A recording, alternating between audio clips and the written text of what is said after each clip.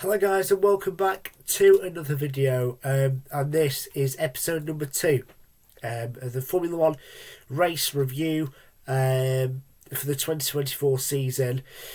I opened up this series with Japan at round 4. It's time to look at round 5, the Chinese Grand Prix, the first sprint weekend of the season. A lot went on, a lot to talk about. Let's not waste any time and dive straight in. If you have seen this series before, or the first episode, then you know that we go on the team's basis off the current constructors' standings and make our way down the pecking order. Starting off with Red Bull, and we end up with Sauber at the very end. But without further ado, let's get on with it. However, what we do though beforehand is we take a look at the race itself, the race weekend itself, and what a fantastic weekend it was.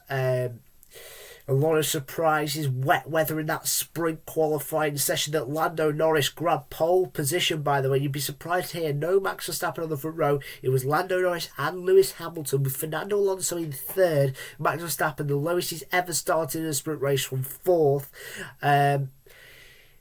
It was going to be a really interesting run down into the first corner. It would be full of nutrition and energy, and it definitely was all of it. And in the end, Max Verstappen won the sprint race ahead of Hamilton. Norris stuck round the outside of Hamilton when he probably should have backed off into turn 1. He then lost a load of place and fell back down the pecking order. Then that left Hamilton, Alonso and Verstappen as the top 3. But Verstappen's race pace was too strong for everyone, and he won the race by 13 seconds ahead of Hamilton and Perez, who got onto the podium. Fernando Alonso retired due to damage that he incurred in a collision with Sainz. He would get a 10-second time penalty for that, which meant nothing anyway because he was out of the race. So then we moved on to the qualifying session, as the new sprint format is this year. The sprint qualifying and sprint race happened before the Grand Prix qualifying. So we had that to settle, and you'd be no surprise to say that for the 5th time this season, Max Verstappen put himself on pole position for a Grand Prix. He has topped every Grand Prix qualifying session. He's the first driver since Mika Hakkinen in 1999 to get the first 5 pole positions in a season. An absolutely tremendous feat by any driver, and congratulations to Max Verstappen.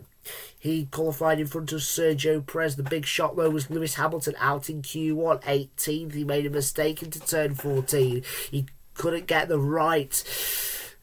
tyres into the right operating window, and it was very close between Verstappen and Hamilton, just 0.8 of a second. But in the end, Hamilton fell short and was out in Q1.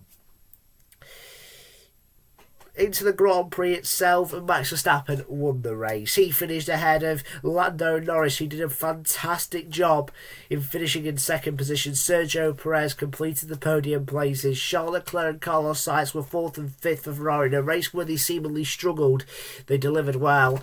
George Russell, great result for Mercedes, in 6th. Lewis Hamilton made his way up to 9th. And Nico Hulkenberg got a point for Haas. There was 3 retirements in the race. There was Valtteri Bottas, Daniel Ricciardo and Yuki Tsunoda. A difficult day for Visa RB. Now, let's get on to the teams in particular, and we will start with Red Bull. Now, Max Verstappen and Sergio Perez are the 2 drivers of Red Bull, and what a tremendous weekend it was for them both. Once again, Red Bull delivering when they need to. It really was a tremendous performance. Verstappen, excellent, although he made probably a bit of a mess of it. You would have thought, by his standards in sprint qualifying. He won both races by a big margin, was so dominant like he has been all year, aside from the mechanical failure in Melbourne. And you just got to wonder what can stop him at this point. As for Sergio Perez, another strong weekend from him, another strong start to the season. He's been very consistent for Red Bull this year. He's finished in the top 5 every single round, and he has been there and thereabouts with his teammate in terms of on the podium at least. Brilliant stuff from them too. Really, really solid. They both finished first and third respectively in the sprint race and the Grand Prix. A tremendous haul of points for a team that is simply uncatchable right now. But well done to Red Bull. First and third for both of their drivers in both races. Now it's time to take a look at Ferrari, who have Charles Leclerc and Carlos Sainz. On to Ferrari then, and Carlos Sainz and Charles Leclerc are up in this review. And like Red Bull, the synchronised the finishes from sprint race to Grand Prix. Charles Leclerc finished fourth in both races and Carlos Sainz finished fifth in both races. A tremendous result for them, considering they were having difficulties this weekend.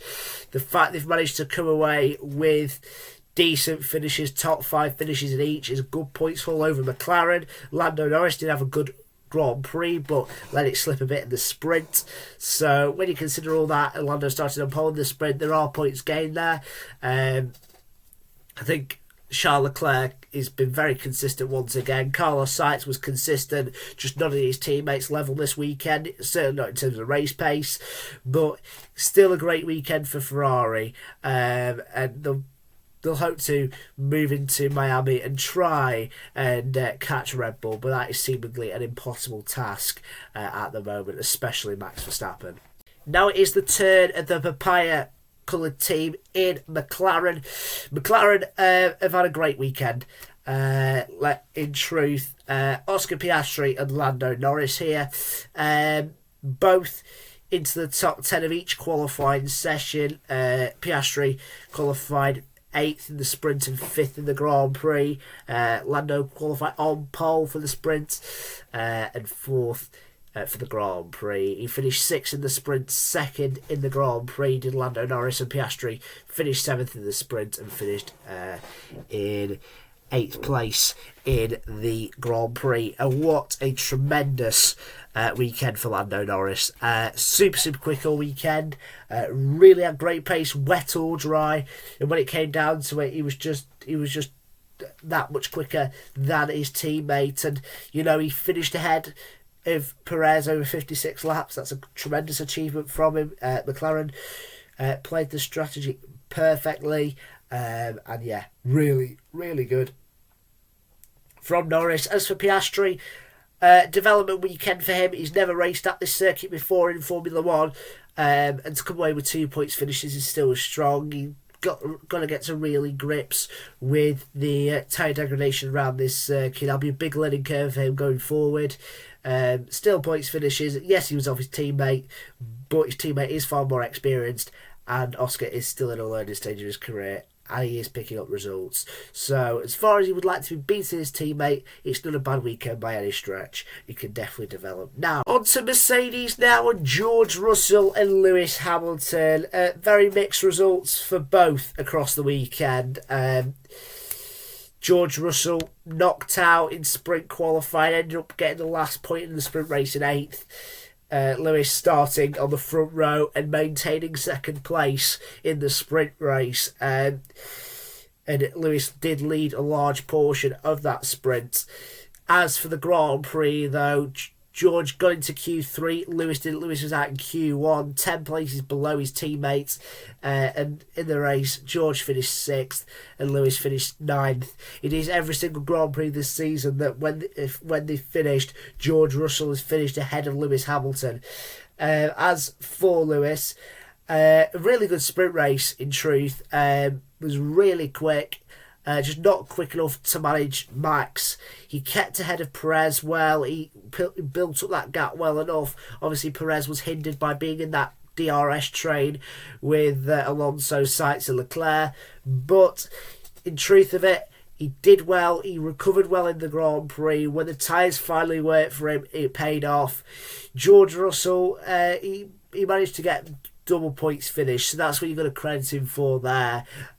He didn't have the best of sprint qualifiers, but made up for it with the race by getting that point. And in the Grand Prix, he finished 6th, 3 places up the road from his teammate. They weren't on the levels of the Ferraris, Red Bull and Norris this weekend, Mercedes, but they did get a double points finish in both, which at this stage of their development is huge. But yeah, again, not where they want to be, but it seems like a step in the right direction for Mercedes. That's what you'd hope anyway. Here we have it then with Aston Martin, Fernando Alonso and Lance Stroll. It started off brilliantly for Lance Stroll, topping FP1. He was ahead of his teammate that was on different practice programmes and was 19th. But that being said, he did finish ahead of his teammate. However, that would not last throughout the weekend at all. Qualifying, Stroll was knocked out in Q2 on both occasions, whether it be sprint qualifying or Grand Prix qualifying. In the race, he finished 14th, albeit his teammate retiring, and he finished 15th in the Grand Prix with a 10-second penalty for causing a collision with Daniel Ricciardo. As for Alonso, he qualified third, brilliant result. Didn't finish the sprint race after picking up a puncture, ended up pitting, didn't have any reason to continue. The team made the decision to retire the car, which he did. Then he had a 10-second time penalty awarded post-race, which doesn't really do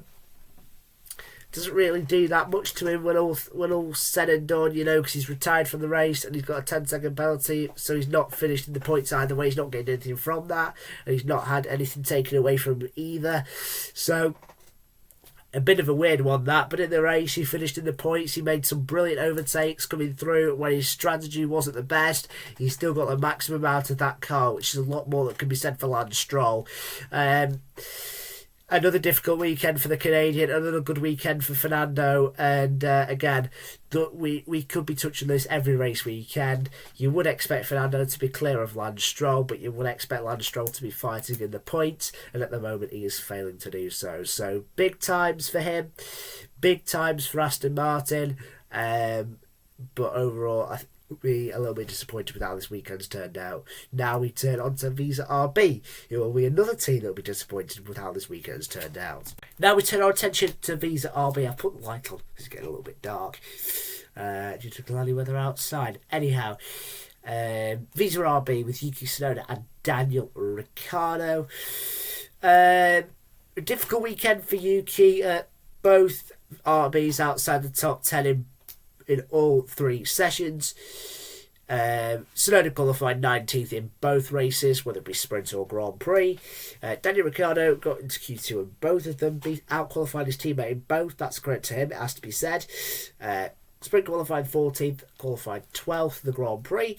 As for the races, Tsunoda finished 16th, Ricciardo finished 11th, and they both retired from the races, both instances which that they couldn't really avoid.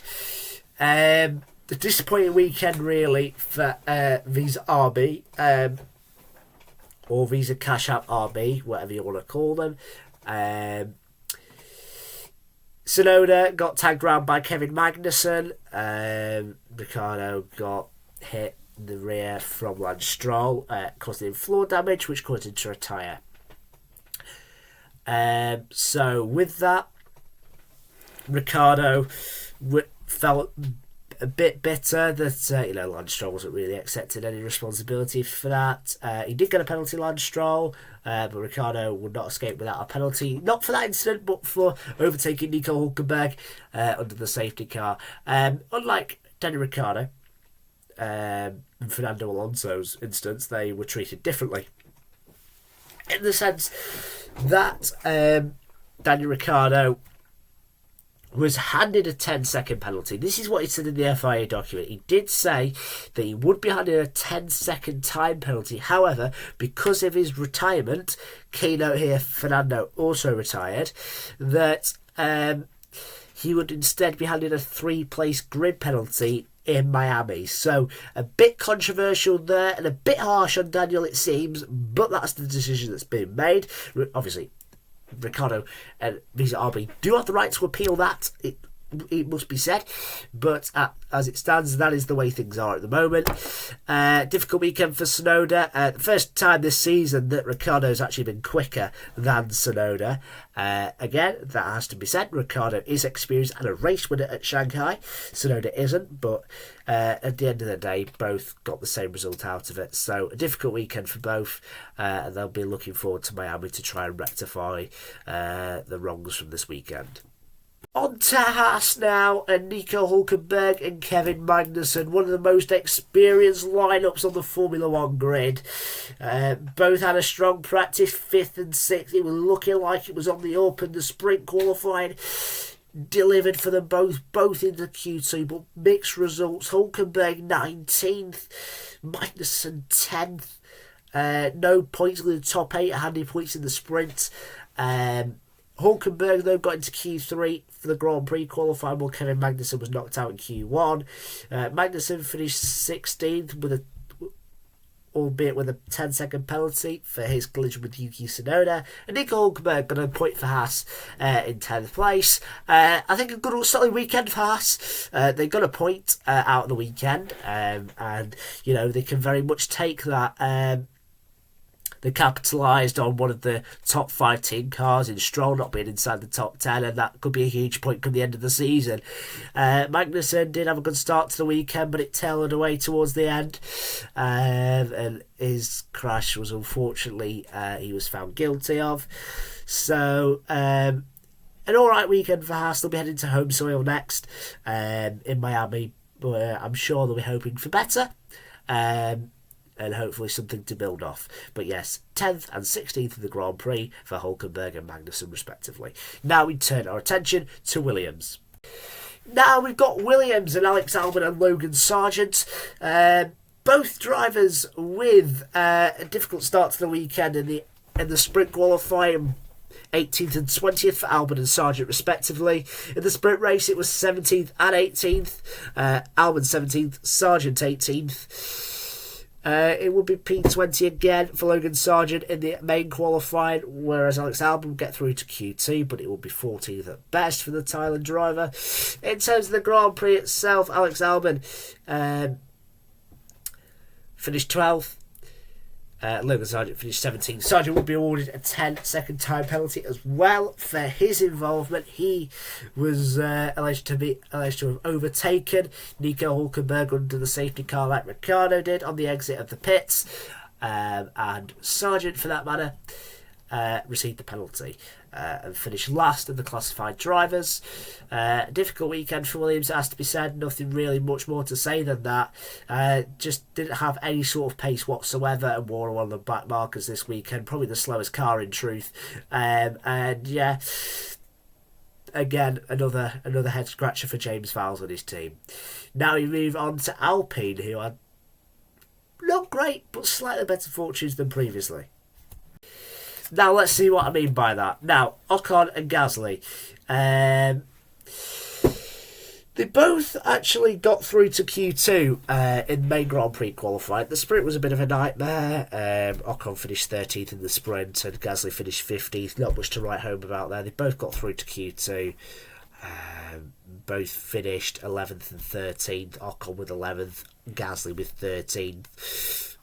Not where they'd want to be. They'd want to be in the points for sure, and so does every team. But considering how far off the pace they've been this year compared to other teams around them, they have caught up small gaps. There is still a large way to go, but there can be positive taken from this weekend, and Alpine just now need to build on and hope for better in Miami once again. But not much really more to say about Alpine. Now we turn our attention to Sauber, or Kick Sauber, or Snake F1 team, either or. Now the final team of the 10, Valtteri Bottas and Zhou Guanyu, the home man, the Chinese driver. The first time a Chinese driver has ever raced in Formula 1 was Zhou Guanyu. The first time ever a Chinese man has had his home Grand Prix, and the crowd was absolutely rooting for him. The atmosphere was incredible, it seemed like, watching it on the telly. The commentators and the presenters were the reporters at the track reporting just how much of an amazing atmosphere it was. Let's touch on Valtteri Bottas first, and then we'll get to Zhou. Bottas finished 10th in practice ahead of his teammate. He was 11th in sprint qualifying. Both got through to the top 10. Huge improvements from Sauber there. In terms of the sprint race, Zhou finished 9th, while Bottas was in 12th. Qualifying, Valtteri Bottas got into Q3, but would finish 10th. Zhou Guanyu will be knocked down Q1 at 16th. Valtteri Bottas retired with a mechanical problem. He quitted engine has gone, so presumably an engine failure. Zhou finished 14th. In terms of it, Bottas, good work this weekend from him. Good work from Sauber overall. His experience around the circuit would have definitely helped matters. You can tell by the qualifying how quick he's around here or getting pole. The last time F1 visited there in 2019 with Mercedes. As for Zhou Guanyu, a real good weekend for him. Not in the sense that, it was amazing in terms of results-wise and best performance of the season by a long stretch. However, when you consider the guy's been struggling for confidence lately and the car's been struggling for a whole lack of performance, he did finish the race. But what a momentous moment for him in his F1 career. To race in his home city. He was born in Shanghai. He is a Shanghai man. And he honestly really, really delivered. And when you consider that Zhou, there are rumours for him to be out of the seat. He really took his moment when the organisers of the event allowed him, in part fair conditions, after the race had finished, to pull the pit straight and have his moment with the fans all by himself. A really class moment for everything, and one that left him quite emotional indeed. And he'll be very, very happy with that. There'll be memories that will stay for him forever. Hopefully for him, he will be back again next year to do it all again. But that is that. That is all the teams done. Now let's take a look at the championship standings and get this video wrapped up. Here we are then. It's time to have a look at the driver standings. Max Verstappen still has the championship lead and has extended that over this weekend to 25 points over his teammates Sergio Perez. Great result for him. Charles Leclerc third on 76 points, 34 off the championship lead, if my maths are correct. Ocon, Gasly, Ricciardo, Albon, Sargent, Zhou and Bottas, the drivers not to score yet. In terms of the teams, Red Bull are on 195 points with the lead. They've extended their lead to 44 points over Ferrari. McLaren are 99 points off the lead in third. Mercedes are 143 points off the lead in fourth. And Aston Martin are in fifth on 40 points, which equates to 155 points off the lead of the championship. Alpine, Williams and Sauber remain the only teams left that haven't got a point so far.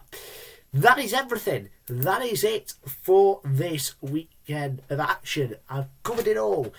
Thank you to everyone who's watching this video. Please like and subscribe if you are new around here. And if you want to, every time I upload, stick the notification bell as well on in the corner, so you can get straight to my videos early doors. As I said, it has been a fantastic weekend of Formula One. I'll be back next time, not in Miami, but after the Miami event for the second sprint weekend of the season. I can't wait for that. That is going to be absolutely fantastic. But this weekend was a weekend where Zhou Guanyu made history becoming the first Chinese driver to celebrate his home Grand Prix. Lando Norris took pole position in the sprint qualifying. Could he get his first win? No, said Max. He denied him. Lewis Hamilton with his highest finish of the season in second in the sprint, but Q1 took him and he could only finish 9th in the Grand Prix. Consistency for Ferrari, 4th and 5th in both races. Leclerc head of sights. Max Verstappen in the Grand Prix, simply unstoppable. Can anybody catch him? It seems unlikely, but when the dust settled, it was him who dominated out in front. I will see you guys next time in Miami at the state of Florida when Formula One returns for round number 6. Goodbye and thank you for watching.